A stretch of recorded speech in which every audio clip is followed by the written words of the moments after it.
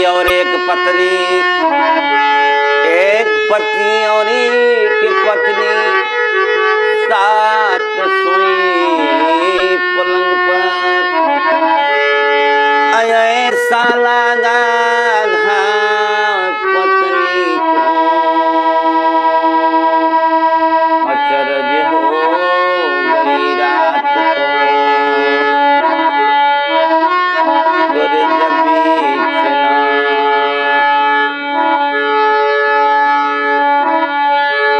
आरे कारवा फिर लगल आरे केहुनी के भैया रे करे जबी चला हो करे जबी चला मरलास कौमनी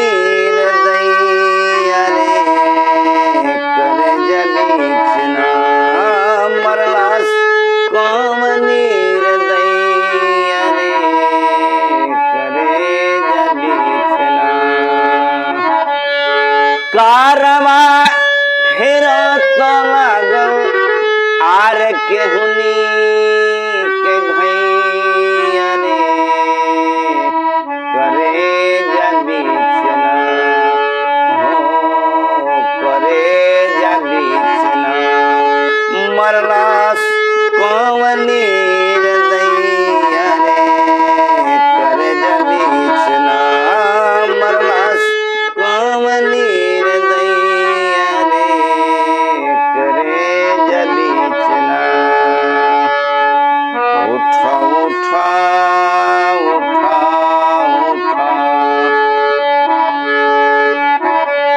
उठा उठा उठा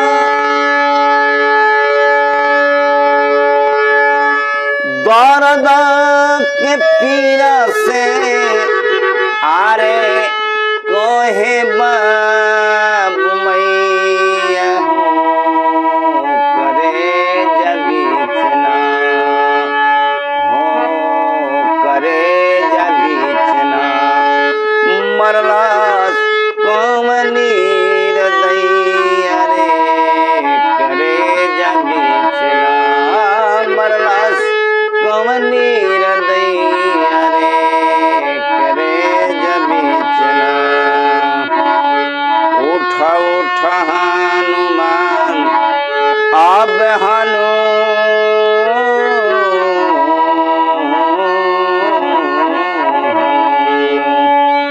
उठा उठा हनुमान करो आरे बांधना दवैया हो करे जबी चला हो करे जबी चला मरलास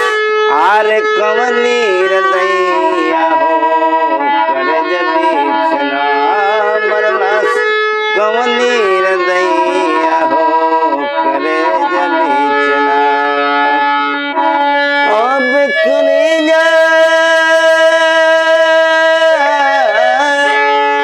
जबी चला हो करे जबी चला करे जबी चला मरलास तोहर बड़का भैया हो करे जबी चला मरलास तोहर बड़का भैया हो करे जबी चला। अब करे